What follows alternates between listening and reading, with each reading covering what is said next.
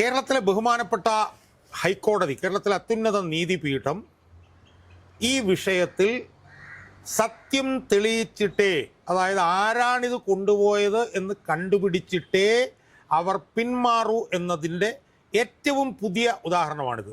നമ്മുടെ ആ ഒരു ഇൻ്റർവ്യൂ ബഹുമാനപ്പെട്ട നീതിന്യായ കോടതി കണ്ടിട്ടുണ്ടാവും എന്നും ആ കണ്ടതിൻ്റെ അടിസ്ഥാനത്തിലാണ് ഇത് ഇങ്ങനെ പരാമർശം നടത്തിയത്. കടകംപള്ളി സുരേന്ദ്രൻ്റെ ഈ ചോദ്യം ചെയ്യൽ വരും ദിവസങ്ങൾക്കുള്ളിൽ അറസ്റ്റിലേക്ക് എത്തും എന്ന് തന്നെയാണ് ഞാൻ വിശ്വസിക്കുന്നത്. കാരണം എസ് ഐ ടി അടുത്ത ചോദ്യം ചെയ്യലോട് PS പ്രശാന്തിനെ അകത്താക്കുന്നുള്ള കാര്യത്തിൽ ആരും തർക്കമില്ല. അപ്പോഴും കടകംപള്ളിയിലേക്ക് അതോടൊപ്പം തന്നെ കടകംപള്ളിയും ഏതാണ്ട് അകത്താകും എന്ന് തന്നെയാണ് ഞാൻ വിശ്വസിക്കുന്നത്. നമസ്കാരം. ശബരിമല സ്വർണ്ണക്കൊള്ളയുമായി ബന്ധപ്പെട്ട് വളരെ നിർണായകമായിട്ടുള്ള ചില വിവരങ്ങളാണ് പുറത്തു വന്നുകൊണ്ടിരിക്കുന്നത്. മുൻ ദേവസ്വം മന്ത്രി കടകംപള്ളി സുരേന്ദ്രനെയും മുൻ Devaswom board president PS പ്രശാന്തിനെയും SIT കഴിഞ്ഞ ശനിയാഴ്ച ചോദ്യം ചെയ്തതായിട്ടുള്ള വിവരങ്ങൾ ഇപ്പോൾ പുറത്തു വരുന്നുണ്ട്. അതോടൊപ്പം തന്നെ ഇന്ന് ഹൈക്കോടതി നടത്തിയ വളരെ പ്രധാനമായ ഒരു പരാമർശം അതിങ്ങനെയായിരുന്നു: അന്വേഷണം വമ്പൻ സ്രാവുകളിലേക്ക് എത്തുന്നില്ലെന്നാണല്ലോ കേട്ടത് എന്നുള്ള ഒരു പരാമർശം ഹൈക്കോടതി നടത്തിയിട്ടുണ്ട്. തീർച്ചയായും പൊതുസമൂഹത്തിൽ നിന്നുള്ള ഈ ഒരു മുറവിളി, അതായത് അന്വേഷണം കൃത്യമായ ദിശയിലല്ല പോകുന്നത്, അന്വേഷണം യഥാർത്ഥ പ്രതികളിലേക്ക് എത്തുന്നില്ല എന്നുള്ള ഒരു പൊതുബോധം ഹൈക്കോടതി ഉൾക്കൊണ്ടിരിക്കുന്നു എന്നുള്ളതിൻ്റെ സൂചന കൂടിയാണിത്. ശ്രീ ഷാജഹാൻ, ഈ നമ്മുടെ ദേവസ്വം മന്ത്രി കടകംപള്ളി സുരേന്ദ്രനെയും ദേവസ്വം മുൻ പ്രസിഡന്റിനെയും ചോദ്യം ചെയ്തു. പക്ഷേ അത് വളരെ രഹസ്യമായിട്ടായിരുന്നു. ഇന്നാണ് ആ വിവരം പുറത്തു വന്നത്. എന്താണ് ഇവരെ ചോദ്യം ചെയ്യുന്നത് അല്ലെങ്കിൽ മൊഴിയെടുക്കുന്നത് എന്നാണ് അവർ അവകാശപ്പെടുന്നത്. പക്ഷേ അവരെ ചോദ്യം ചെയ്യുന്നതോ മൊഴിയെടുക്കുന്നതോ ആകട്ടെ, എന്താണ് ഇത്ര രഹസ്യമാക്കി വയ്ക്കാനുള്ളത്? അല്ല, അതിൽ വലിയ കാര്യമൊന്നും എനിക്ക് തോന്നുന്നില്ല. കാരണം അതെല്ലാം രഹസ്യമായി തന്നെ ഇരിക്കണം എന്ന് കോടതി അവരുടെ ഇടക്കാല ഉത്തരവിൽ കൃത്യമായി പറഞ്ഞിട്ടുണ്ട്. നേരത്തെ വളരെ രഹസ്യാത്മകമായിരിക്കണം അന്വേഷണം എന്ന് പറഞ്ഞിട്ടുണ്ട്. ഇപ്പോൾ കോടതി നടപടികൾ പോലും ഇൻ ക്യാമറയാണെന്നുള്ളത് നമ്മൾ കാണണം, മനസ്സിലായി? അപ്പോൾ അതുകൊണ്ട് അതിൻ്റെ രഹസ്യാത്മകത അങ്ങനെയല്ല. മറ്റുള്ള പ്രതികളെയെല്ലാം ചോദ്യം ചെയ്യാൻ വിളിപ്പിച്ചപ്പോഴും മൊഴിയെടുക്കാൻ വിളിപ്പിച്ചപ്പോഴും അറസ്റ്റ് ചെയ്തപ്പോഴും ഒക്കെ അതൊക്കെ മാധ്യമങ്ങളിൽ വാർത്തയായതാണ്. പക്ഷേ ഈ വിവരം വളരെ പുറത്തു വരാത്ത രീതിയിൽ സൂക്ഷിക്കാൻ ബന്ധപ്പെട്ടവർ ശ്രമിച്ചിരുന്നു എന്നുള്ളത് പ്രസക്തമായ കാര്യമല്ല. അത് വളരെ ഒരു നെഗ്ലിജിബിൾ ആയിട്ടുള്ള കാര്യമാണ്. അതിപ്പം 2 ദിവസം കഴിഞ്ഞ് പുറത്തു വന്നു കഴിഞ്ഞാലും വലിയ കാര്യമില്ല. അതിനകത്ത് പ്രധാനപ്പെട്ട പോയിന്റിലേക്കാണ് നമുക്ക് പോകേണ്ടത്. അതെന്താണെന്ന് ചോദിച്ചാൽ, കേരളത്തിലെ നീതിന്യായ വ്യവസ്ഥ, കേരളത്തിലെ കോടതി, പ്രത്യേകിച്ച് കേരളത്തിലെ ഹൈക്കോടതി, ഇതിൽ സത്യം കണ്ടുപിടിച്ചിട്ടേ പിന്മാറൂ എന്ന് അർത്ഥശങ്കയ്ക്കിടയില്ലാത്ത വിധം തീരുമാനിച്ചിരിക്കുന്നു എന്ന് വേണം നമ്മൾ മനസ്സിലാക്കാൻ.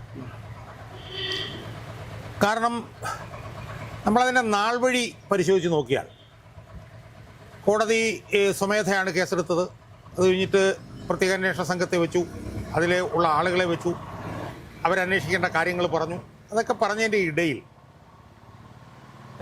എനിക്ക് തോന്നുന്നത് 3-ാമത്തെയോ 4-ാമത്തെയോ മറ്റോ ഇടക്കാല ഉത്തരവിൽ കോടതി സ്വമേധയാ പറഞ്ഞ ഒരു കാര്യമാണ് ഇപ്പോൾ എൻ്റെ മനസ്സിൽ വരുന്നത്. എന്താണെന്ന് ചോദിച്ചാൽ, കോടതി ആ ഒരു ഇടക്കാല ഉത്തരവ് തുടങ്ങിയപ്പോൾ കോടതി പറഞ്ഞു ഈ പ്രത്യേക അന്വേഷണ സംഘത്തിലെ ഉദ്യോഗസ്ഥരെ ഞങ്ങൾ എന്തുകൊണ്ട് തീരുമാനിച്ചു എന്നൊരു ചോദ്യം വേണമെങ്കിൽ ഉയർന്നു വരാം. കോടതിയോട് ആരും ചോദിച്ചില്ല, കോടതി സ്വമേധയാ പറഞ്ഞതാണ്.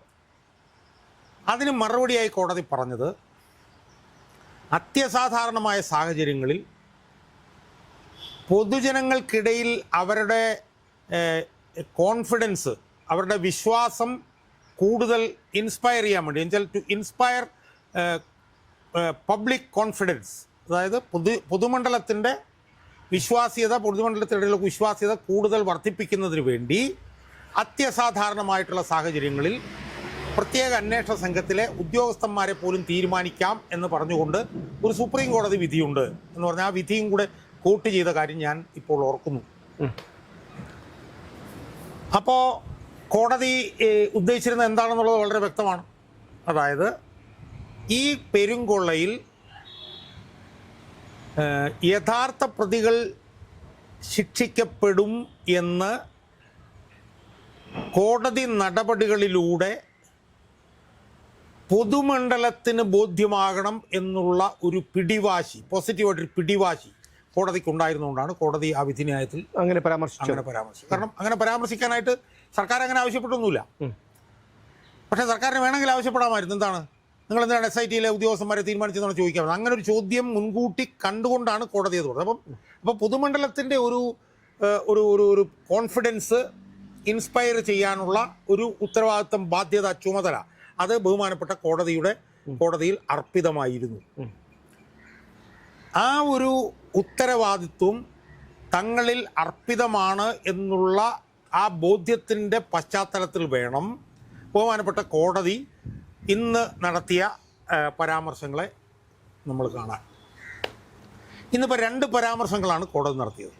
ഒന്ന്, വൻ സ്രാവുകളിലേക്ക് എത്തുന്നില്ലെന്നാണല്ലോ പറയുന്നത് എന്നതും, തണുപ്പൻ രീതിയിലാണ് അന്വേഷണം പോകുന്നത് എന്നും കേൾക്കുന്നുണ്ടല്ലോ എന്നുള്ള കോടതിയുടെ 2 ഈ പറഞ്ഞ പോലെ ഇൻഅഡ്വർട്ടൻ്റായ ആകസ്മികമായിട്ടുള്ള 2 പരാമർശങ്ങൾ എന്ന് പറഞ്ഞാൽ ആരുടെയോ പത്മകുമാറിൻ്റെയോ ആരുടെയോ ഗോവർദ്ധൻ്റെയോ ഒക്കെ മുൻകൂർ ജാമ്യാപേക്ഷ ഇടക്കാല ബെഞ്ചിൻ്റെ മുമ്പിൽ ചെന്നപ്പോഴാണ് ഇടക്കാല ബെഞ്ച് A. ബദറുദ്ദീൻ എന്ന് പറഞ്ഞ ജസ്റ്റിസിൻ്റെ വിധിന്യായം ഉദ്ധരിച്ചുകൊണ്ട് ഈ കാര്യങ്ങൾ ചൂണ്ടിക്കാണിച്ചത്.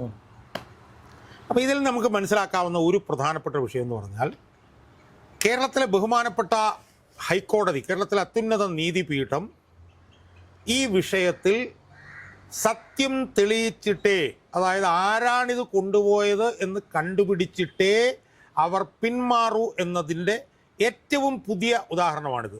എന്താ കാരണം? ഈ കേസ് ഇതുവരെ നിരന്തരമായി കൈകാര്യം ചെയ്തുകൊണ്ടിരുന്നത് ദേവസ്വം ബെഞ്ചാണ്. അവിടെയാണ് ഒരു 7 ഇടക്കാല ഉത്തരവ്. എന്നാൽ ഈ കേസ് വേറൊരു ബെഞ്ച് കൂടി കൈകാര്യം ചെയ്തു. അതാണ് ജസ്റ്റിസ് A. ബദറുദ്ദീൻ്റെ ബെഞ്ച്. അവിടെയാണ് മുൻകൂർ ജാമ്യാപേക്ഷ ചെന്നത്. ഇന്നിപ്പം 3ാമത്തെ ഒരു ബെഞ്ചാണ് ഇത് കൈകാര്യം ചെയ്തിരിക്കുന്നത്, ഒരു ഇടക്കാല ബെഞ്ച്. അപ്പോൾ യഥാർത്ഥത്തിൽ ഈ വിഷയം കേരള ഹൈക്കോടതിയുടെ 3 ബെഞ്ചുകൾ പരിഗണിച്ചു. ഈ 3 ബെഞ്ചുകൾ പരിഗണിക്കുമ്പോഴും ഉള്ള ഒരു ഡിനോമിനേറ്റർ എന്ന് പറഞ്ഞാൽ എന്താ? ഈ 3 ബെഞ്ചുകൾ പരിഗണിക്കുമ്പോഴുമുള്ള ഒരേ ഒരു നിലപാട് അതാണ്. 3 ബെഞ്ച് പരിഗണിക്കുന്നു. ആ 3 ബെഞ്ചും ഒരേ ഒരു നിലപാട്. എന്താണ് നിലപാട്?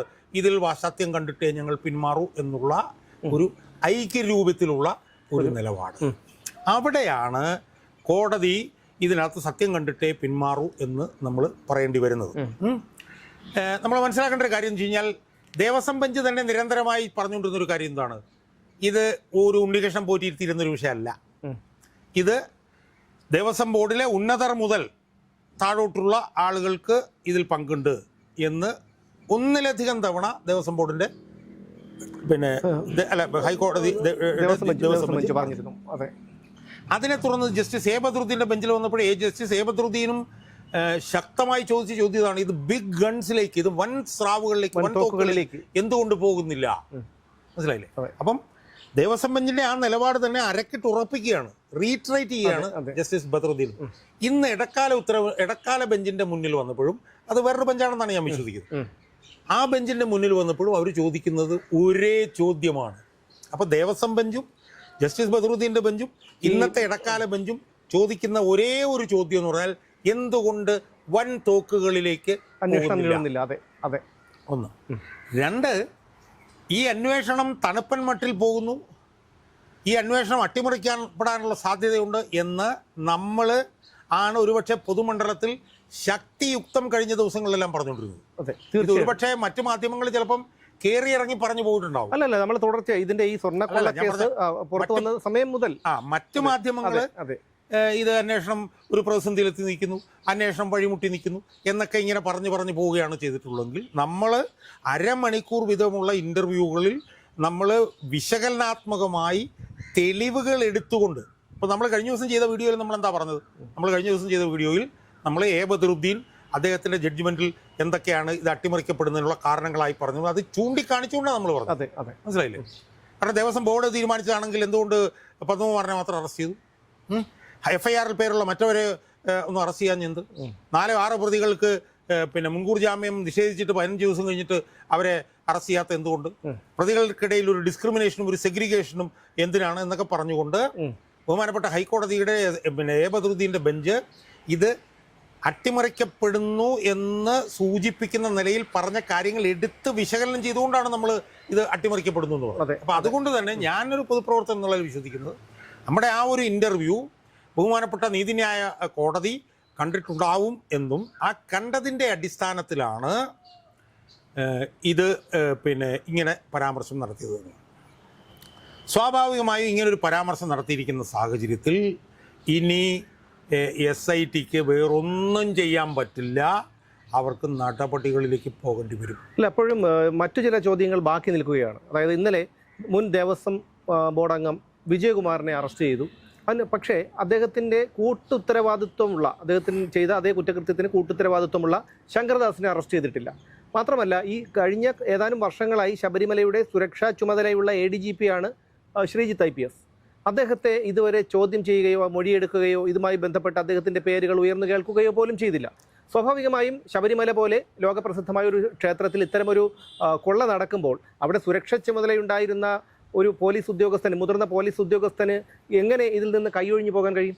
അല്ല, ഇത് നമ്മൾ രണ്ടായി കാണണമെന്ന് എനിക്ക് പറയാം. അതായത് ഇപ്പോൾ KP ശങ്കരദാസിനെ അറസ്റ്റ് ചെയ്തിട്ടില്ല എന്നുള്ളത് നിർണായകമായിട്ടുള്ളൊരു കാര്യമാണ്.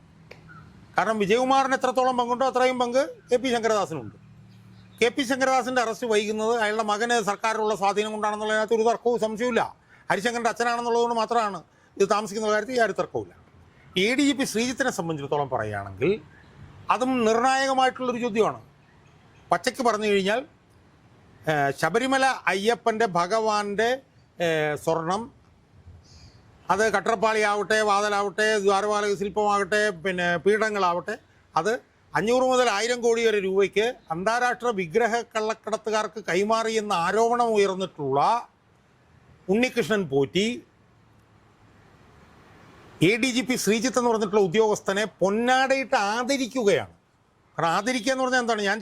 എന്നെ ഇപ്പോൾ പൊന്നാട ഇടുക എന്ന് പറഞ്ഞാൽ ഞാൻ ചെയ്തൊരു വലിയ പ്രവർത്തനത്തിന് എന്നെ ആദരിക്കുകയാണ്, ഫെലിസിറ്റേറ്റ് ചെയ്യുക. അപ്പോൾ സ്വാഭാവികമായും ഇത്രയും വലിയൊരു പെരുങ്കള്ളൻ ശ്രീജിത്ത് എന്ന് പറഞ്ഞ ആൾക്ക് പൊന്നാട അണിയിച്ചിട്ടുണ്ടെങ്കിൽ അയാളെ ആദരിക്കുകയാണ് ചെയ്യുന്നത്. അയാളെ ആദരിച്ചത് നമുക്കറിയാം. അത് മുഖ്യമന്ത്രിയോട് പങ്കെടുത്തൊരു യോഗത്തിൽ ഇയാൾക്ക് ഒരു ചടങ്ങിൽ വെച്ചാണ്. അതായത് ഭീമ ജുവലേഴ്സ് സ്പോൺസർ ചെയ്ത, കേരള പോലീസിന് സ്പോൺസർ ചെയ്ത ആംബുലൻസിന്റെ താക്കോൽ കൈമാറ്റ ചടങ്ങിനിടെയാണ്. പക്ഷെ അവിടെ ഒരു മിനിറ്റ് അത് ആ ചടങ്ങ് കഴിഞ്ഞ് നേരെ അതേ വേഷത്തിൽ DGP ഓഫീസിൽ ചെന്നിട്ട് അയാൾക്ക് പൊന്നാട എണീക്കുകയാണ്. അല്ല, ആ ചടങ്ങിലും ഈ പറയുന്ന ചടങ്ങിലും ADGP ശ്രീജിത്ത് പങ്കെടുത്തിരുന്നു. അതാ ഞാൻ പറഞ്ഞത്. അതായത് ഈ ചടങ്ങ് സംഘടിപ്പിച്ചതിനുള്ള പാരിതോഷികം എന്നുള്ള നിലയിലാണ് അയാളെ DGP ഓഫീസിൽ ചെന്നിട്ട് പൊന്നാട എണീക്കുന്നത്. കാരണം ആ ചടങ്ങ് കഴിഞ്ഞ ഉടനെ തന്നെ. കാരണം ആ ചടങ്ങ് ഉണ്ണികൃഷ്ണൻ പോറ്റിയെ സംബന്ധിച്ചിടത്തോളം നിർണായകമാണ്. എന്താണ്? കേരളത്തിലെ മുഖ്യമന്ത്രി, കേരളത്തിലെ ഭരണഘടനാ തലവൻ ഒരു ആംബുലൻസ് കൈമാറിയതുമായി ബന്ധപ്പെട്ട് അതിൻ്റെ താക്കോല് വാങ്ങിച്ചത് ആ ആംബുലൻസ് സംഭാവന ചെയ്ത അവരിൽ നിന്നല്ല, മറിച്ച് എന്നിൽ നിന്നാണ് എന്നുള്ളൊരു ഫോട്ടോ ഉണ്ണികൃഷ്ണൻ പോറ്റിക്ക് കിട്ടിയാൽ അത് ഉണ്ണികൃഷ്ണൻ പോറ്റിയുടെ ഈ കള്ളത്തരത്തിന് വലിയ മുതൽക്കൂട്ടാവും. എന്ന് മാത്രമല്ല, ആ പരിപാടി സംഘടിപ്പിച്ചത് ഓഗസ്റ്റ് 20-നാണ്. ആ പരിപാടി സംഘടിപ്പിക്കുന്ന സമയത്ത് വലിയ തോതിൽ സ്വർണ്ണക്കൊള്ള നടന്നുകൊണ്ടിരിക്കുകയാണ്. അപ്പം മുഖ്യമന്ത്രിയുമായി ചേർന്ന് നിന്നുകൊണ്ട് ഇതുപോലൊരു ഫോട്ടോ എടുക്കാനുള്ള അവസരം ഒരുക്കിത്തന്ന ശ്രീജിത്തിനോടുള്ള നന്ദി പ്രകാശനം ആയിട്ടാണ് ഈ പരിപാടി കഴിഞ്ഞ ഉടനെ അതേ വേഷത്തിൽ ഒരു മഞ്ഞ ജുബയിൽ DGP ഓഫീസിൽ ചെന്ന് അയാൾ ഫുൾ ഡ്രസ്സിൽ നിൽക്കുമ്പോൾ അയാൾക്ക് പൊന്നാടാൻ മനസ്സിലായില്ല. അപ്പോൾ തന്നെ ഇവർ തമ്മിലുള്ള ഒരു ബന്ധം, അതായത് ഒരു സൗഹൃദമാവട്ടെ അല്ലെങ്കിൽ അതിലും കവിഞ്ഞൊരു ബന്ധമാകട്ടെ, അതെന്തുകൊണ്ട് ചർച്ചയാകുന്നില്ല? അതെന്തുകൊണ്ട് നമ്മൾ ലളിതമായി കാണരുത്, ലളിതമായി കാണരുത്. ഇയാളെയൊക്കെ ഒരു ഷെയ്ക്ക് ഹാൻഡ് കൊടുക്കുകയോ അല്ലെങ്കിൽ പുറത്ത് തട്ടുകയോ അല്ലെങ്കിൽ കെട്ടിപ്പിടിക്കുകയോ ചെയ്യുന്ന പോലെ അല്ല ഇയാളെ DGP ഓഫീസിൽ ചെന്നിട്ട് പറഞ്ഞാൽ അയാൾ കൊടുത്ത ഒരു സഹായത്തിന് അംഗീകാരം എന്നുള്ള നിലയിൽ ആദരിക്കുകയാണ്. മനസ്സിലായോ? അപ്പോൾ സ്വാഭാവികമായും അതിനെ ഇവർ തമ്മിലുള്ള സുഹൃത്ത് ബന്ധം എന്നുള്ള നിലയിലോ അങ്ങനെയൊന്നും ഈ ഉപരിപ്ലവമായിട്ടല്ല നമ്മളതിനെ കണ്ടത്. വളരെ ആഴത്തിലുള്ള ബന്ധം ഇവർ തമ്മിലുണ്ടെന്നുള്ളത് വ്യക്തമാണ്. കാരണം ഈ പരിപാടി സംഘടിപ്പിക്കാൻ മാത്രം വന്ന ആളല്ല ശ്രീജിത്ത് വർഷങ്ങളായി ശബരിമലയിലെ ഏറ്റവും ഉയർന്ന പോലീസ് ഉദ്യോഗസ്ഥനാണ്. അപ്പോൾ സ്വാഭാവികമായി ഉണ്ണികൃഷ്ണൻ പോറ്റിയായിട്ട് ബന്ധപ്പെട്ട ആഴത്തിലുള്ള ബന്ധങ്ങളുണ്ട്. അതിനകത്ത് പൊതുപ്രവർത്തകൻ എന്നുള്ള നിലയിൽ 14/10/2025 ഞാൻ സ്പെഷ്യൽ ഇൻവെസ്റ്റിഗേഷൻ ടീമിന് ഇത് അന്വേഷിക്കണം പറഞ്ഞ് കൊടുത്തിട്ട് മാസം 2 കഴിഞ്ഞിട്ട് അവർ അന്വേഷിച്ചിട്ടില്ല. അപ്പം അത് നിർണായകമാണ്. ശങ്കരദാസ് എന്നെ ചോദ്യം ചെയ്യാത്തതും അറസ്റ്റ് ചെയ്യാത്തതും നിർണായകമാണ്. അല്ല, എന്നാൽ അപ്പോഴും അതവിടെ നിൽക്കട്ടെ, ഒരു ചോദ്യം കൂടി ചോദിച്ചിട്ട് ഇടയ്ക്ക്. കാരണം ഈ ഒരു ചടങ്ങ്, താക്കോൽ ദാന ചടങ്ങ് സംഘടിപ്പിക്കുമ്പോൾ മുഖ്യമന്ത്രിക്ക് വളരെ വിപുലമായിട്ടുള്ള രഹസ്യാന്വേഷണ വിഭാഗമൊക്കെ ഉള്ളതാണ്. അദ്ദേഹം പങ്കെടുക്കുന്ന ചടങ്ങുകളിലൊക്കെ ഒരു കാക്ക പോലും പറക്കാൻ പറ്റാത്ത രീതിയിലുള്ള പഴുതടച്ചിട്ടുള്ള സുരക്ഷാ ക്രമീകരണങ്ങളൊക്കെയാണ് നടത്തുന്നത്. അപ്പോൾ ഈ ഉണ്ണികൃഷ്ണൻ പോറ്റിക്ക് ശബരിമലയുമായിട്ടുള്ള ബന്ധവും ഉണ്ണികൃഷ്ണൻ പോറ്റി ശബരിമലയിൽ വർഷങ്ങളായി നടത്തിക്കൊണ്ടിരിക്കുന്ന കൊള്ളയുമൊന്നും ഈ രഹസ്യാന്വേഷണ വിഭാഗം അറിയാത്തത് കൊണ്ടാണോ? ഇവരെല്ലാം അറിഞ്ഞുകൊണ്ട് അതൊന്നും അപ്രസക്തമായിട്ടുള്ള ചോദ്യങ്ങളല്ല. പക്ഷെ ആ ചോദ്യം ഈ ചർച്ചയിൽ ഞാൻ കൂടുതൽ കൊണ്ടുവരാനായിട്ട് ഉദ്ദേശിക്കുന്നില്ല. കാരണം അത് നമ്മൾ വേറൊരു വിഷയത്തിലാണ് നമ്മൾ ചർച്ച ചെയ്യേണ്ടത്. കാരണം ഇതിൻ്റെ ഒരു ഷാർപ്പ്നെസ് എന്ന് പറഞ്ഞു കഴിഞ്ഞാൽ എന്താണ്? ഇതിൻ്റെ ഒരു ഷാർപ്പ്നെസ് എന്ന് പറയുന്നത് കടകംപള്ളി സുരേന്ദ്രൻ എന്ന് പറഞ്ഞ മുൻ ദേവസ്വം മന്ത്രിയെയും 2025 ദേവസ്വം ബോർഡിന്റെ പ്രസിഡന്റായിരുന്ന PS പ്രശാന്തിനെയും ചോദ്യം ചെയ്തിരിക്കുന്നു. അതാണ് ഏറ്റവും നിർണായകമാണ് നമ്മുടെ ഈ ചർച്ചയുടെ കാതൽ എന്ന് പറഞ്ഞാൽ അതാണ്. അതുകൊണ്ട് പിണറായി വിജയനിലേക്കുള്ള വിഷയങ്ങളൊക്കെ വേറെ കിടപ്പുണ്ട്, നമുക്ക് വേറെ ചർച്ച ചെയ്യണം. അതിൽ നമ്മൾ കാണേണ്ട ഒന്ന് രണ്ട് പ്രധാനപ്പെട്ട കാര്യങ്ങളുണ്ട്. ഒന്ന്, കടകംപള്ളി സുരേന്ദ്രൻ്റെ ഈ ചോദ്യം ചെയ്യൽ വരും ദിവസങ്ങൾക്കുള്ളിൽ അറസ്റ്റിലേക്ക് എത്തും എന്ന് തന്നെയാണ് ഞാൻ വിശ്വസിക്കുന്നത്. കാരണം ഈ അന്വേഷണം മന്ദീഭവിച്ചെന്നും ഈ അന്വേഷണം വൻതോക്കുകളിലേക്ക് എത്തുന്നില്ല എന്നുമുള്ള ബഹുമാനപ്പെട്ട ഹൈക്കോടതിയുടെ പരാമർശം SITയുടെ നെഞ്ച് തുളയ്ക്കുന്നതാണ്. മനസ്സിലായി? അവർക്ക് ഇനി അത് ചെയ്യാതെ പിടിച്ചിരിക്കാൻ പറ്റില്ല. കാരണം മോശമായൊരു പരാമർശം SITയുടെ മേലിൽ വന്നു കഴിഞ്ഞാൽ ഇവരുടെയൊക്കെ പ്രൊഫഷണൽ ലൈഫ് തന്നെ തീരും. അതെ. അപ്പോൾ ഒന്ന് എന്ന് പറയുന്നത്, അല്ല, എനിക്കൊന്ന് ആദ്യം നമുക്ക് PS പ്രശാന്തിൻ്റെ ചർച്ച ചെയ്യാം, അതിനുശേഷം നമുക്ക് കടകംപള്ളി. PS പ്രശാന്തിനെ സംബന്ധിച്ചിടത്തോളം PS പ്രശാന്ത് അടുത്ത ചോദ്യം ചെയ്യലോടുകൂടി അറസ്റ്റിലാവും, അതിൽ യാതൊരു തർക്കവുമില്ല. കാരണം PS പ്രശാന്തിനെ അറസ്റ്റ് ചെയ്യാത്തതാണ് നമ്മൾ ഉന്നയിച്ചിരുന്ന ഒരു പ്രധാനപ്പെട്ട വിഷയം. എൻ്റെ ഓർമ്മ ശരിയാണെങ്കിൽ നമ്മൾ ഇതിനുമുമ്പ് ചെയ്ത വീഡിയോയിൽ നവംബർ 5 വിധിന്യായത്തിൽ PS പ്രശാന്ത് ചെയ്ത ക്രമക്കേടുകളെ കുറിച്ചിട്ട് 1.5 പേജിൽ ഹൈക്കോടതി പരാമർശിച്ചിട്ടുണ്ട്. അത് കഴിഞ്ഞിട്ട് 2 മാസം കഴിഞ്ഞിട്ടും എന്നും പറഞ്ഞിട്ട് കോടതി പറഞ്ഞിട്ട് പോലും ഇവർ ചെയ്യുന്നില്ല എന്നുള്ള രൂക്ഷമായിട്ടുള്ള ഒരു വിമർശനം നമ്മൾ അതിനകത്ത് ഉന്നയിച്ചിട്ടുണ്ട്. അതുകൊണ്ട് തന്നെ നമ്മളുടെ ഇത് സംബന്ധിച്ചുള്ള വീഡിയോയും അതുപോലെ തന്നെ ബഹുമാനപ്പെട്ട കേരള ഹൈക്കോടതിയുടെ പരാമർശവും കുറിക്ക് കൊണ്ടിട്ടുണ്ട് എന്നുള്ളത് കൊണ്ട് SIT അടുത്ത ചോദ്യം ചെയ്യലോടുകൂടി PS പ്രശാന്തിനെ അകത്താക്കുന്നുള്ള കാര്യത്തിൽ യാതൊരു തർക്കമില്ല. അപ്പോഴും കടകംപള്ളിയിലേക്ക് അതോടൊപ്പം തന്നെ കടകംപള്ളിയും ഏതാണ്ട് അകത്താകും എന്ന് തന്നെയാണ് ഞാൻ വിശ്വസിക്കുന്നത്. അതിൻ്റെ പ്രധാനപ്പെട്ട കാരണം എന്ന് പറയുന്നത്, ഒന്ന്, നേരത്തെ തന്നെ വന്നൊരു ഫോട്ടോയാണ്. അതായത് ഇയാളുടെ മന്ത്രി ആഫീസിലൊരു സ്വകാര്യ മുറിയിൽ ഇരുന്നു കൊണ്ട് ഇയാൾ ഉണ്ണികൃഷ്ണൻ പോറ്റിയായിട്ട് സംസാരിക്കുന്നതിൻ്റെ ശരീരഭാഷ നമ്മളത് കണ്ടതാണ്. ചെവിയിൽ മന്ത്രിക്കുന്ന പോലെ അല്ലെങ്കിൽ വളരെ ഗോപ്യമായിട്ടുള്ള സംസാരം എന്നുള്ളതിൽ നമ്മൾ കണ്ടതാണ്. എന്നാൽ അതിനേക്കാളൊക്കെ പ്രധാനം, ഏതാനും ദിവസങ്ങൾക്ക് മുമ്പ് RFP നേതാവായിട്ടുള്ള ഷിബു ബേബി ജോൺ 2 ഫോട്ടോകൾ പുറത്തു കൊണ്ടുവന്നിരുന്നു. ആ 2 ഫോട്ടോയിൽ ഒരു ഫോട്ടോ എന്ന് പറയുന്നത് കടകംപള്ളി സുരേന്ദ്രനും ഉണ്ണികൃഷ്ണൻ പോറ്റിയും ഗോവർദ്ധനും കൂടി നിൽക്കുന്ന ഒരു ഫോട്ടോയാണ്. മനസ്സിലായില്ല? അപ്പോൾ കടകംപള്ളി സുരേന്ദ്രനും പോറ്റിയും ഗോവർദ്ധനും എന്ന് പറയുമ്പോഴത്തേക്കും കടകംപള്ളി സുരേന്ദ്രൻ മന്ത്രിയായിരിക്കുമ്പോഴാണല്ലോ അങ്ങനെ ഒരു ഫോട്ടോയ്ക്ക് പ്രസക്തി. മന്ത്രിയാകുന്നതിന് മുമ്പോ മന്ത്രിയായതിനു ശേഷമോ അങ്ങനെ പ്രസക്തി. ബാംഗ്ലൂർ എയർപോർട്ടിൽ വെച്ചാൽ അല്ല, അതിലേക്ക് വരിക. അപ്പോൾ ഇവർ 3 പേരും കൂടെ നിൽക്കുന്ന ഒരു ഫോട്ടോ എന്ന് പറയുന്നത്, അതും പ്രത്യേകിച്ച് ഇയാൾ മന്ത്രിയായിരിക്കുമ്പോൾ ഉള്ള ഫോട്ടോ എന്ന് പറഞ്ഞാൽ അതിന് വളരെ വലിയ പ്രസക്തിയാണുള്ളത്. അതോടൊപ്പം തന്നെ ഷിബു വിജയൻ കൊണ്ടുവന്ന 2ാമത്തെ ഫോട്ടോ ഉണ്ട്. ആ 2ാമത്തെ ഫോട്ടോ ഒരു സംശയവും വേണ്ട, ഇയാളുടെ അറസ്റ്റിലേക്ക് എത്തിക്കാൻ എല്ലാവിധ വെടിമരുന്നുമുള്ള ഒരു ഫോട്ടോയാണ് ആ ഫോട്ടോ. ഒരുപക്ഷെ മെനിഞ്ഞാന്നാണ് ഈ ഒരു മൊഴിയെടുപ്പൽ അല്ലെങ്കിൽ ചോദ്യം ചെയ്യലുണ്ടായത്.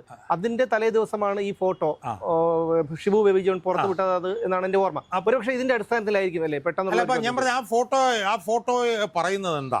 ആ ഫോട്ടോ എന്താ കാണിക്കുന്നത്? ആ ഫോട്ടോ കാണിക്കുന്നത്, ഞാൻ ഷിബു ബേബി ജോണായിട്ട് വിശദമായിട്ട് സംസാരിച്ചിരുന്നു, ബാംഗ്ലൂർ എയർപോർട്ടിന് പുറത്ത്, എയർപോർട്ടിനകത്തല്ല, എയർപോർട്ടിന് പുറത്ത് ഇയാള് ഉണ്ണികൃഷ്ണൻ പോറ്റിയായിട്ട് ഇരിക്കുന്നു. ആ മന്ത്രിയായിരുന്നപ്പോഴാണെന്നുള്ള ഉറപ്പാണ്. കാരണം പോലീസ് ഉദ്യോഗസ്ഥന്മാർ കൂടെ ഉണ്ട്. അതിൽ ഒരു പോലീസ് ഉദ്യോഗസ്ഥൻ ഡ്രസ്സിലാണ്, മറ്റേ ആൾ മഫ്തിയിലാണ് ഇരിക്കുന്ന. പോലീസാണല്ലോ നമുക്കറിയില്ല. അദ്ദേഹം താടി വളർത്തിയിട്ടുണ്ട്. എനിക്ക് തോന്നുന്നു അദ്ദേഹം ഈ ശബരിമലയുമായി ബന്ധപ്പെട്ട ഒരു പോറ്റിയുടെ മുഖച്ഛായ ഉണ്ടെന്ന് തോന്നുന്നു. അല്ല, ഒരു മഫ്തിയിലിരിക്കുന്ന ഉദ്യോഗസ്ഥനെ കുറിച്ച് നമുക്കിപ്പോൾ അറിയില്ല. പക്ഷേ അവിടെ ഇരുന്ന ഡ്രസ്സിലുള്ള പോലീസ് ഉദ്യോഗസ്ഥൻ ഒരു മലയാളിയാണെന്നും അയാൾ ഇപ്പോൾ ബാംഗ്ലൂരിൽ ഒരു ACP റാങ്കിൽ ജോലി ചെയ്യുന്ന ഒരു പോലീസ് ഉദ്യോഗസ്ഥനുമാണ് എന്നാണ് നമുക്ക് മനസ്സിലാക്കാൻ കഴിയും. അപ്പോൾ മന്ത്രിയായിരുന്ന സമയത്ത് കേരളത്തിലല്ല, ബാംഗ്ലൂർ എയർപോർട്ടിന് പുറത്ത് ബാംഗ്ലൂർ കേന്ദ്രീകരിച്ചാണല്ലോ ഇതിൻ്റെ ഇടപാടുകൾ കാണുന്നത്. അതെ. പുറത്ത് മന്ത്രിയായിരുന്ന കടകംപള്ളി സുരേന്ദ്രനും ഉണ്ണികൃഷ്ണൻ പോറ്റിയും ബാംഗ്ലൂരിലുള്ള ഒരു ഉദ്യോഗസ്ഥനും കൂടി ഇരുന്നിട്ടുണ്ടെങ്കിൽ ഒരു സംശയവും വേണ്ട, ഇതിനകത്ത് ആഴത്തിലുള്ള പങ്ക് കടകംപള്ളി സുരേന്ദ്രനുണ്ട്. അതുകൊണ്ട് തന്നെ അടുത്ത ചോദ്യം ചെയ്യലോടുകൂടി മുൻ ദേവസ്വം മന്ത്രിയായിരുന്ന കടകംപള്ളി സുരേന്ദ്രനും അറസ്റ്റ് ചെയ്യപ്പെടാനുള്ള സാധ്യത വളരെ വളരെ വലുതാണ് എന്ന് ഞാൻ വിശ്വസിക്കുന്നു. അത് ഒരു ഭാഗം. അപ്പോൾ അതുകൊണ്ട് തന്നെ നമുക്കൊരു കാര്യം ഉറപ്പിക്കാം, കേരളത്തിലെ നീതിന്യായ വ്യവസ്ഥ, കേരളത്തിലെ പരമോന്നത നീതിപീഠമായിട്ടുള്ള ഹൈക്കോടതി ഇതിൽ സത്യം കണ്ടിട്ടേ പിന്മാറൂ എന്ന് അവരുറച്ച ഒരു നിലപാടെടുത്തിരിക്കുന്നു. ആ നിലപാടിൻ്റെ ഭാഗമായിട്ടാണ് എന്ന് മാത്രമല്ല, നമ്മൾ വേറെയും കൂടെ കാണണം. ഹൈക്കോടതിയുടെ 3 ബെഞ്ച് ഇപ്പം ഇത് സംബന്ധിച്ച് ഒരേ നിലപാട് വ്യക്തമാണ്. ഇനി കീഴ്ക്കോടതിയിലേക്കൊന്ന് എടുത്തു നോക്കിയേ, ഒരു പ്രതിക്കും ജാമ്യം അനുവദിച്ചിട്ടില്ല. അതെ, ഇന്നിപ്പം മണ്ഡലകാലം കഴിയട്ടെ എന്നാണ് കോടതി പറഞ്ഞത്. ഇന്നിപ്പോ അല്ല, മണ്ഡലകാലം കഴിഞ്ഞല്ലോ. അല്ല, മണ്ഡലകാലം കഴിയട്ടെ എന്നാണ് കോടതി പറഞ്ഞത്. അല്ല, ഞാൻ പറഞ്ഞെന്ന് വെച്ചാല് ഈ മണ്ഡലകാലമായിട്ട് ബന്ധമാണെന്ന് എനിക്ക് തോന്നുന്നില്ല. കോടതിയുടെ പരാമർശം ഞാൻ പറഞ്ഞത്. രണ്ടാമത്തെ റിമാൻഡ് കാലാവധി കഴിഞ്ഞു, മനസ്സിലായില്ലേ? 3ാമത്തെ റിമാൻഡ് കാലാവധിയിലേക്കാണ് പത്മകുമാർ പോയിരിക്കുന്നത്, മനസ്സിലായോ? എൻ വാസു അകത്താണ്, ബാക്കിയുള്ളവരെല്ലാം അകത്താണ്. അപ്പോൾ ഇതിൽ നമ്മൾ മനസ്സിലാക്കേണ്ട ഒരു കാര്യം വെച്ചാൽ കേരളത്തിലെ നീതിന്യായ വ്യവസ്ഥ, കേരളത്തിലെ കോടതി, അത് ഹൈക്കോടതി മുതൽ കീഴ്ക്കോടതി വരെയുള്ള മുഴുവൻ കോടതികളും ഈ വിഷയത്തിൽ സത്യം കണ്ടുപിടിച്ചിട്ടേ പുറകോട്ട് പോകൂ എന്നുള്ള ഒരു പൊതു തീരുമാനം എടുത്തതിൻ്റെ പ്രതിഫലനമാണ് നമുക്ക് ഹൈക്കോടതിയിൽ നിന്നും കീഴ്ക്കോടതിയിൽ നമുക്ക് കാണാൻ കഴിയുന്നു. റാന്നി കോടതി ഒരേ നിലപാട്, പിന്നെ കൊല്ലം വിജിലൻസ് കോടതി ഒരേ നിലപാട്, ഹൈക്കോടതിയുടെ ദേവസ്വം ബെഞ്ച് ഒരേ നിലപാട്, പിന്നെ ബദറുദ്ദീൻ്റെ സിംഗിൾ ബെഞ്ച് ഒരേ നിലപാട്, ഇടക്കാല ബെഞ്ച് ഒരേ നിലപാട്. അപ്പോൾ ഇതെല്ലാം ഒരേ നിലപാട്. അപ്പോൾ അതിൽ നിന്ന് ഒരു കാര്യം ഉറപ്പായി, ഇതിൽ സത്യം കണ്ടുപിടിക്കാതെ കോടതി പിന്നോട്ട് പോകില്ല. അതിനിപ്പോൾ ഇവിടെ അട്ടിമറിക്കുകയാണെങ്കിൽ CBI അന്വേഷണം, എന്തായാലും സത്യം കണ്ടുപിടിക്കാതെ കോടതി പുറകോട്ട് പോകില്ല എന്നുള്ള തീരുമാനം ഇപ്പോൾ എത്തിയിരിക്കുന്നു. ഇനി നമ്മൾ ഒരു കാര്യം കൂടെ ചർച്ച ചെയ്യാനുണ്ട്. എന്താണ് ഇതിൻ്റെ രാഷ്ട്രീയ പ്രത്യാഘാതം കൂടി നമ്മൾ ചർച്ച ചെയ്യണം. അതെ അതെ, CPM-നെ സംബന്ധിച്ചിടത്തോളം ഇത് വലിയൊരു തിരിച്ചടിയാണ്, ഒട്ടും പ്രതീക്ഷിക്കാത്തൊരു തിരിച്ചടിയാണ് ഇപ്പോൾ. കാരണം എന്താണെന്ന് വെച്ചാൽ നമ്മൾ നേരത്തെ വീഡിയോയിലും പറഞ്ഞിട്ടുള്ളതാണ്, ഇത് വന്നപ്പോൾ പറഞ്ഞെന്താണ്, ചില ഉദ്യോഗസ്ഥന്മാരുടെ അവരുടെ ചില നോട്ടക്കുറവ്, ചില ജാഗ്രതക്കുറവ് എന്നൊക്കെ പറഞ്ഞു. അത് പോയി. ഇതിനകത്ത് അറസ്റ്റ് ചെയ്യപ്പെട്ടവരെല്ലാവരും CPM-കാർ, അതായത് പിന്നെ പത്മകുമാറും പിന്നെ വാസു മാത്രമല്ല, താഴോട്ടുള്ള ഉദ്യോഗസ്ഥന്മാരെല്ലാം വിജയകുമാറും CPM-കാർ. വിജയകുമാറും സർക്കാർ മാത്രമാണ് CPI-കാരനായിട്ടുള്ളത്. ശങ്കർദാസ് അറസ്റ്റ് ചെയ്യപ്പെടാനുള്ള CPI-കാരാണെന്ന് എനിക്കറിയില്ല. എന്തായാലും ഇപ്പം ഇയാള് പിന്നെ എല്ലാവരും CPM-കാർ. ശബരിമല വിഷയം തങ്ങളെ ബാധിച്ചിട്ടില്ലെന്നും തെരഞ്ഞെടുപ്പിൽ അതൊരു വിഷയമായിട്ടില്ല എന്നും CPM അവരുടെ സംസ്ഥാന കമ്മിറ്റി യോഗത്തിൽ ചർച്ച ചെയ്തുകൊണ്ടിരുന്ന ആ ശനിയാഴ്ച തന്നെയാണ് കടകംപള്ളിയെ ചോദ്യം ചെയ്തത്. ദേവസ്വം ബോർഡ് മന്ത്രിയായിട്ടുള്ള കടകംപള്ളിയെ ചോദ്യം ചെയ്തിരിക്കുന്നത്. മനസ്സിലായില്ലേ എത്രത്തോളം കപടന്മാരാണ് ഇവറ്റകളെന്നുള്ള കാര്യം. അപ്പോൾ ഇതിൽ നിന്ന് നമ്മൾ മനസ്സിലാക്കേണ്ടത് CPM-ന്റെ ഒരു അന്ത്യ കൂതാശയാണ് ഇതിനകത്തൂടെ നടക്കാൻ പോകുന്നത് എന്നുള്ളതാണ്. അടുത്ത തെരഞ്ഞെടുപ്പിൽ ഈ ശബരിമല വിഷയത്തിൽ CPM കത്തിത്തീരും എന്നതിൻ്റെ ഏറ്റവും അവസാനത്തെ ഉദാഹരണമല്ല, ഏറ്റവും പുതിയ ഉദാഹരണം ഇനിയും വന്നുകൊണ്ടിരിക്കും.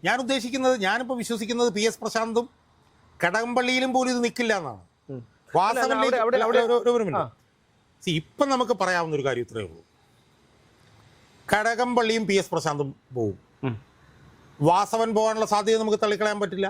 കാരണം എന്താണ്, വാസവൻ ദേവസ്വം ബോർഡ് മന്ത്രിയായിരുന്ന സമയത്താണ് PS പ്രശാന്തിൻ്റെ കാലത്ത് 2025 ഇതിൻ്റെ ക്രമക്കേടുകൾ മുഴുവൻ നടന്നിരിക്കുന്നത്. സ്വാഭാവികമായും പത്മകുമാറിൻ്റെ പിന്നെ കടകംപള്ളിയുടെ കാലത്ത് നടന്നത് പത്മകുമാറായിട്ട് ബന്ധപ്പെട്ടിട്ടുള്ള കൊള്ളയാണെങ്കിൽ വാസവൻ്റെ കാലത്താണ് PS പ്രശാന്തുമായി ബന്ധപ്പെട്ട് നടന്നിട്ടുള്ളത്. അതുകൊണ്ട് വാസവനിലേക്ക് ഇത് പോകും, ഒഴിഞ്ഞു മാറാൻ കഴിയില്ല. വാസവനിലേക്ക് ഇത് പോയി ഒരുപക്ഷെ തെരഞ്ഞെടുപ്പ് അടുക്കുന്ന സമയത്ത് പിണറായി വിജയനിലേക്ക് ഇതെത്തിയാൽ പോലും അത്ഭുതമില്ല. അപ്പോൾ ഇപ്പോഴാണ് ഞാനൊരു ചോദ്യം ചോദിക്കുക. അതായത് ഈ സംഭവം പുറത്തു വന്നതിൻ്റെ ആദ്യഘട്ടത്തിൽ പത്മകുമാർ പറഞ്ഞത് ദൈവതുല്യരായി കരുതിയിരുന്ന ചിലരെ ഞാൻ വിശ്വസിച്ചു എന്നുള്ളതാണ് കുറ്റം. ഇന്ന് അദ്ദേഹം പറഞ്ഞത് എന്താണെന്ന് വെച്ചാൽ ഈ ശവം തിനികളൊന്നും പുറകെയില്ല, അയ്യപ്പനെല്ലാം നോക്കിക്കൊള്ളും എന്നുള്ളതാണ്. അപ്പോൾ ഈ ദൈവതുല്യർ എന്ന് പറയുമ്പോൾ CPM-നെ സംബന്ധിച്ചിടത്തോളം ആരായിരിക്കും? അല്ല, ഇത് നമ്മൾ ഇന്ന് പത്മകുമാർ നടത്തിയിട്ടുള്ള പ്രതികരണങ്ങൾ വളരെ പ്രസക്തമാണ്. കടകംപള്ളിയുമായി ബന്ധപ്പെട്ട ചോദ്യം ചോദിച്ചപ്പോൾ വേട്ടനായി മറ്റേ ശവന്തീനികളല്ല എന്നുള്ളൊരു. അതെ അതെ അതെ. അപ്പോൾ ഒരു കാര്യം ഉറപ്പാണ്, അതെന്താണെന്ന് ചോദിച്ചാൽ പത്മകുമാർ ആകെ അസ്വസ്ഥനാണ്. മനസ്സിലായില്ലേ? പത്മകുമാറിന് അയാൾ ജയിലിൽ കിടക്കുന്നതിൻ്റെ അസ്വസ്ഥതയുണ്ട്. രണ്ട്, ഇതെല്ലാം കൂടി അയാളുടെ തലയിലേക്ക് ഇടാൻ വേണ്ടിയിട്ടുള്ള ശ്രമങ്ങൾ നടക്കുകയാണോ എന്നുള്ള സംശയമുണ്ട്. അയാളെ ബലിയാടാക്കുകയാണോ എന്നുള്ള സംശയവും അയാളിലേക്ക് വന്നിട്ടുണ്ട്.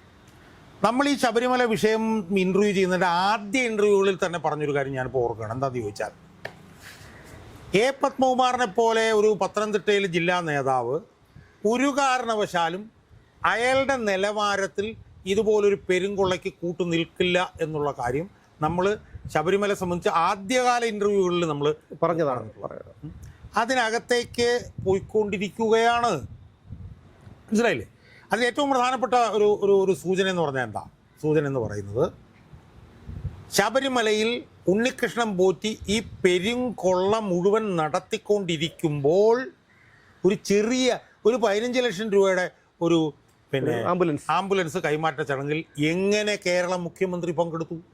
അപ്പം നമുക്കറിയാലോ, ഇപ്പോൾ മുഖ്യമന്ത്രി വരുന്ന യോഗത്തിൽ ഞാൻ മനസ്സിലാക്കിയിടത്തോളം അയാളുടെ പത്രസമ്മേളനത്തിൽ പോലും ഇത്ര അടി മാറ്റിയ പത്രപ്രവർത്തകരെ പോലും ഇരുത്താറുള്ളൂ എന്നാണ് ഞാൻ മനസ്സിലാക്കിയത്. അയാളുടെ യോഗത്തിൽ നമുക്കറിയാലോ, അയാളുടെ യോഗത്തിൽ അടുത്ത കാലത്ത് തൃശ്ശൂർ കണ്ടി യോഗം ഒരു പത്രസമ്മേളനം നടന്നപ്പോഴത്തേക്കും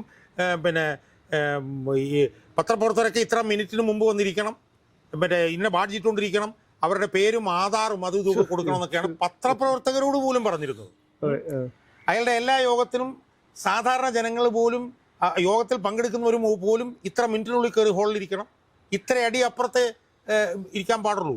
ആ നിലയിലുള്ള സുരക്ഷാ ക്രമീകരണങ്ങൾ സാധാരണ യോഗത്തിന് പോലും കൊണ്ടുവരുന്ന പിണറായി വിജയൻ, അയാൾക്ക് എല്ലാ ഇൻ്റലിജൻസ് സംവിധാനവും ഉണ്ടായിരിക്കെ ഇതുപോലൊരു പെരുങ്കള്ളൻ്റെ ഒരു ചീള് പരിപാടിക്ക് അയാൾ പങ്കെടുത്തിട്ടുണ്ടെങ്കിൽ ഒരു സംശയവും വേണ്ട, അയാൾക്ക് ഇതിനകത്ത് അറിവുണ്ട്.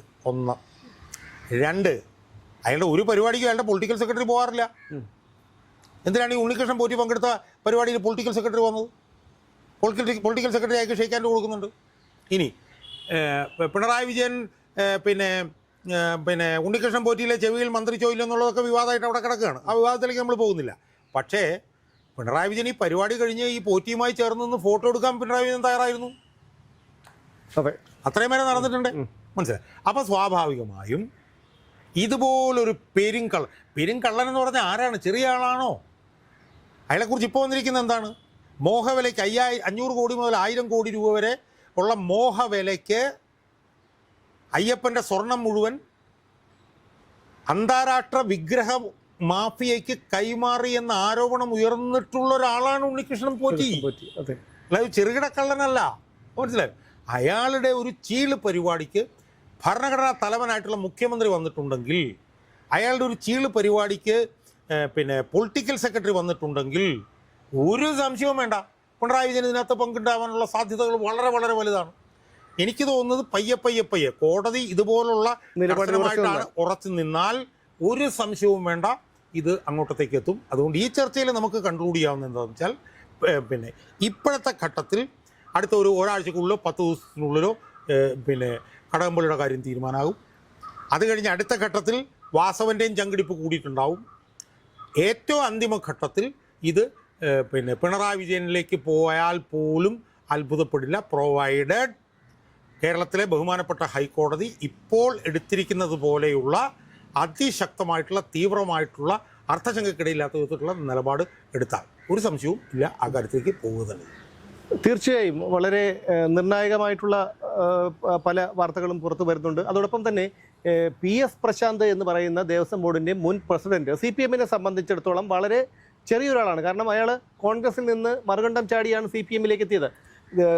ഹൈക്കോടതിയുടെ പരാമർശം ഉണ്ടായിട്ട് പോലും ഇതുവരെ മിനിഞ്ഞാന്ന് വരെ കാത്തിരിക്കേണ്ടി വന്നു PS പ്രശാന്തിൻ്റെ മൊഴിയെടുക്കാൻ. അതായത് PS പ്രശാന്തിനെ സംരക്ഷിക്കുന്ന അല്ലെങ്കിൽ അയാളെ ഭയപ്പെടുന്ന എന്തോ ഒരു ശക്തി CPM-ൽ ഉണ്ട് എന്ന് തന്നെ വേണം അനുമാനിക്കാൻ. അതുകൊണ്ടാണല്ലോ പ്രശാന്ത് ഇത്രയും ദിവസവും സുരക്ഷിതനായിട്ട് നിന്നത്. ഇനി നാളെ എന്താണ് സംഭവിക്കുന്നത്, അല്ലെങ്കിൽ അടുത്ത നിമിഷത്തിൽ എന്താണ് സംഭവിക്കുന്നത് എന്നൊന്നും നമുക്കിപ്പോൾ പറയാൻ കഴിയില്ല. എന്തായാലും കോടതിയുടെ ഈ നിലപാട്, ഇന്ന് കോടതി പരാമർശിച്ച ചില വാദങ്ങൾ, അത് വളരെ പ്രത്യാശ നൽകുന്നതാണ്. ഇതിൻ്റെ യഥാർത്ഥ പ്രതികൾ, ഈ സ്വർണ്ണക്കൊള്ളക്കേസിൻ്റെ യഥാർത്ഥ പ്രതികൾ ഈ നമ്മുടെ വെളിച്ചത്തേക്ക് വരുമെന്ന്, നിയമത്തിന് മുന്നിൽ വരുമെന്ന് തന്നെ നമുക്ക് പ്രതീക്ഷിക്കാം.